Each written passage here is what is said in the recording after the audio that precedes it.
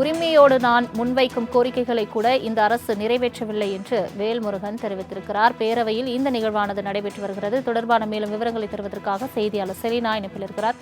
Selena, வணக்கம். கூடுதல் விவரங்கள். சட்டப்பேரவையில் நடைபெற்று வரக்கூடிய ஆளுநர் உரை மீதான விவாதத்தின் போது சட்டமன்ற உறுப்பினர் வேல்முருகன் பேசிய போது தொடர்ச்சியாக தனது சட்டமன்ற தொகுதிக்கான கோரிக்கைகளை முன்வைத்து வருவதாகவும் இந்த அரசு அது நிறைவேற்றவில்லை என்ற குற்றச்சாட்டை முன்வைத்திருக்கிறார். நாளை முதலமைச்சர் தனது பதிலுரையில் எனது கோரிக்கைகளை நிறைவேற்ற வேண்டும் என்று தெரிவித்திருக்கிறார். ஒவ்வொரு முறையும் நான் பேரவையில் பேசும்போது முதல்வர் பேசி முடித்து புறப்படும் போதும் அவரது கார் வரை சென்று தளபதி என் கோரிக்கையை நிறைவேற்றுமாறு அவரிடம் கேட்டு இருப்பதாகவும், ஆனால் என் கோரிக்கையை அமைச்சர்கள் யாரும் நிறைவேற்றுவது இல்லை என்று என்ன பாவம் செய்தேன்? திமுகவிற்கு ரத்தம் சிந்தி சிறை சென்று குடும்பத்தில் இருந்து வந்தவன் நான் எனவும், தனது பெரியப்பா, சித்தப்பா, அண்ணன் என அனைவருமே திமுக போராடி தண்டனை பெற்றவர்கள் தான் என்று குறிப்பிட்டிருந்தார்.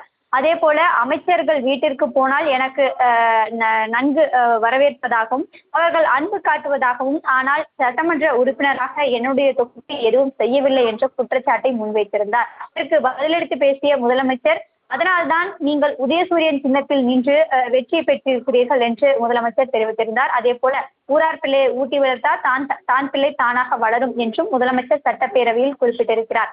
குறிப்பாக தன்னுடைய சொந்த தொகுதியான பண்ருட்டி தொகுதிக்கு எந்த திட்டத்தையும் கொண்டு வரவில்லை என்ற குற்றச்சாட்டுகளை முன்வைத்திருக்கிறார். அதே போல அமைச்சரும் முதலமைச்சரும் அன்பு காட்டுவதாகவும் தன்னிடம் நன்றாக பேசுவதாகவும், ஆனால் தன் தொகுதிக்கு எதுவும் செய்யவில்லை என்ற குற்றச்சாட்டுகளையும் முன்வைத்திருக்கிறார். தங்களின் முழு விவரங்களுக்கு நன்றி செலினா.